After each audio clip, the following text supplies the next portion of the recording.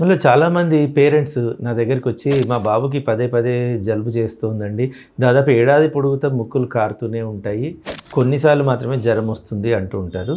ఇట్లా జలుబు అనేది కంటిన్యూస్గా ముక్కులు కారుతూనో లేకపోతే ముక్కులు బ్లాక్ అయినట్టు ఉండి జ్వరం లేకుండా ఉన్నట్లయితే, అంటే ఏడాది పొడుగుతూ ఇంత ముక్కు కారుతూనే ఉంటుంది, ముఖ్యంగా ఏదైనా దుమ్ములోకి ధూళిలోకి వెళ్ళినా కూడాను లేదా చల్లగాలిలోకి వెళ్ళినా కూడాను వెంటనే ముక్కులు కారడము లేదా ముక్కులు బాగా బ్లాక్ అయిపోవడము ఉండి జ్వరం రాకుండా ఉన్నట్టయితే అది మనం మామూలుగా అనుకునే ఇన్ఫెక్షన్ కాదు.